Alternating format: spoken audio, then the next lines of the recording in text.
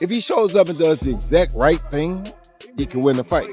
If he don't do the right thing, which I don't see him doing, I don't know why he would at this point in his career. I don't know. Spectacular.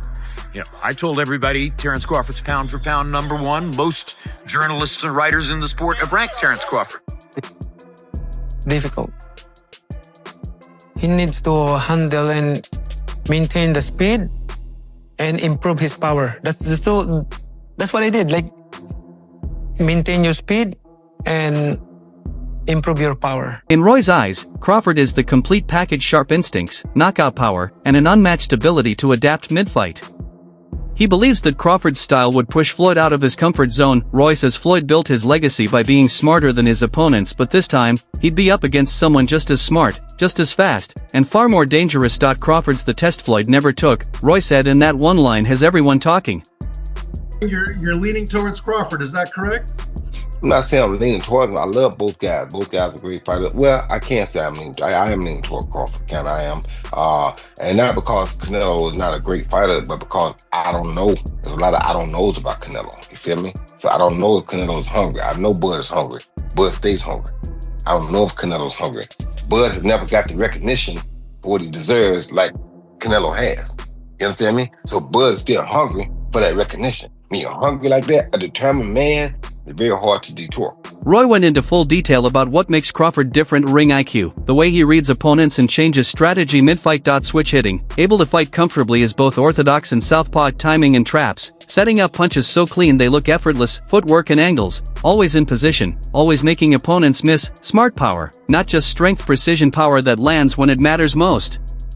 Roy says most fighters dream of having those abilities, but Crawford was born with them. Gotta rank him probably in your top 10, maybe even your top 5. Where do you rank Terence, in your opinion? I put him in the top 15, maybe the top 10, because he definitely has the skill of a top 5, just that he hasn't had the opposition that some guys were able to get, and that's not his fault. He just made one of the best fighters in his weight class look like nobody.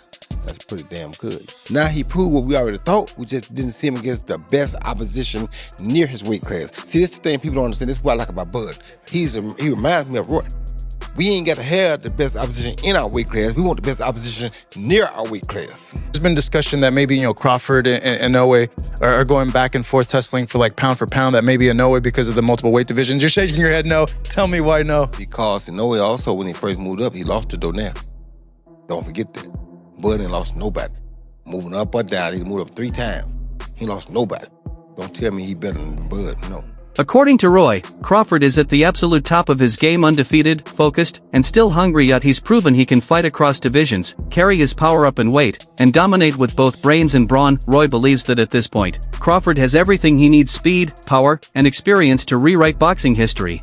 As Canelo Alvarez has been a great fighter his whole career, people like Erislandy Lara gave you the blueprint on how to beat him. People like Floyd Mayweather also gave you the blueprint on how to beat him. But Bud is more fierce, more fearsome, and more angrier, and more meaner than both of those guys. So if they showed you the blueprint, Bud gonna go out there, take that blueprint, and do even more with it, which is what Bud did. So it was never a question in my mind whether Bud really was going to outbox me, just if he could take the punch. And right away he showed, bam, he could take the punch. So I knew from that point, if he just slow him down, which he did, he'd be okay. Then late in the fight, what other people still didn't see, late in the fight, Bud started hitting Canelo's body. One of those body shots, I think about the 7th or 8th round, hurt Canelo. I was like, whoa.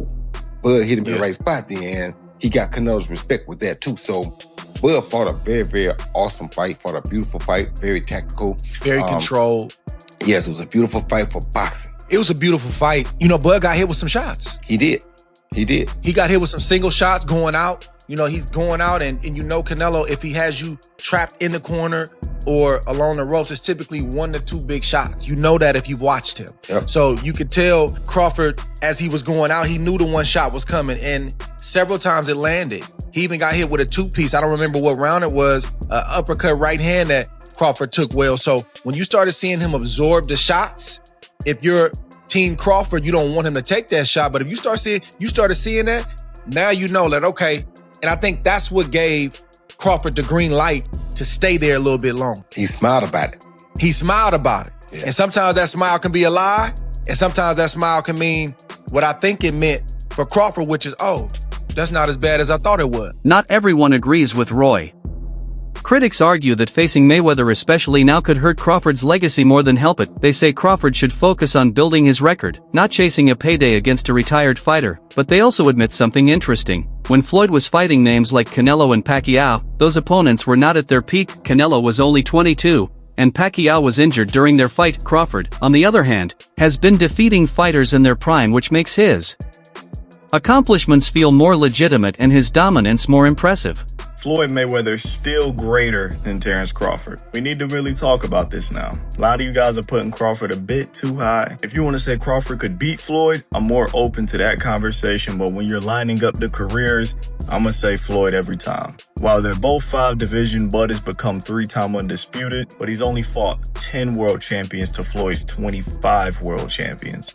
You can't take away the 5 division, 3-time undisputed. In terms of accolades, yeah, he probably gets the nod over Floyd. I say the accolades are about relative, considering Floyd Mayweather won Fighter of the Decade as well. But when you get to the resumes, Pacquiao, Oscar, Canelo, Cotto, Mosley, Castillo, Marquez, Zab, Gotti, Hatton, and Corley. There's probably way more people that this guy just didn't name. And then when you get to Bud's resume, not saying it's just bad, but only names that's really worth mentioning is going to be Spence and Canelo. It's not a knock on Bud. Bud was not able to make those fights early on in his career. But I got to tell you guys what it is. Bud's resume just doesn't line up with Floyd's. Take their top 20 wins. Bud don't even got 20 wins to really sit here and name. Floyd got a good 20-something plus. Bud probably got about 10 wins that we could really sit here and name. Floyd's still greater than Bud in my opinion. The tension between Roy Jones Jr. and Floyd Mayweather isn't new. They've always had mutual respect but also massive egos. Roy believes he was the more naturally gifted fighter, dominating multiple weight classes. If Floyd, of course, points to his undefeated record and business success as proof he's the greatest. Their rivalry has always been less about punches and more about legacy. Roy once called Floyd's TBE the best ever label, disrespectful to legends before him, while Floyd criticized Roy's late career losses as proof he wasn't as great as he thought. What's happening, fight fans around the world? I know how y'all are. I know y'all enjoy this thing of boxing. I know we play games and people have their issues and people have opinions. It's cool too. I got opinions and I'm allowed to say my opinions or speak my opinions. And if somebody was trying to send me a subliminal message, it worked. Because if you want to prove that you're better than me, I'm always ready. Wide open, ready to go. Just call me.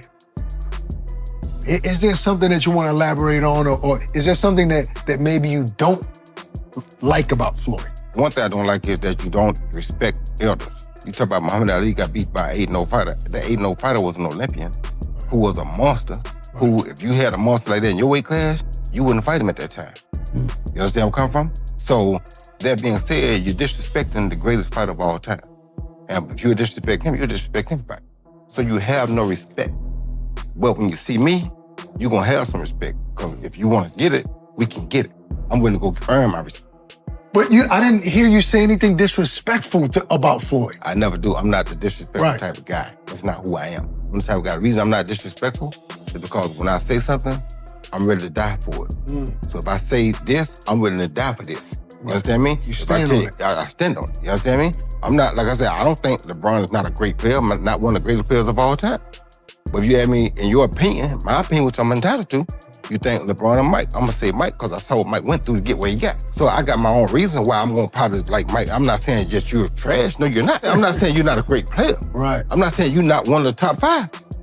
Because you could be that. You feel me? And in most people's opinion, you probably are. Some people's opinion, you probably top 1. That's not, I can't say, oh, I'm right and everybody's wrong. No, that's just my opinion. Right. I'm entitled to my opinion. Right. But I will fight about my opinion. Right. So if you got a problem with my opinion, whoever, call my house. It ain't changed.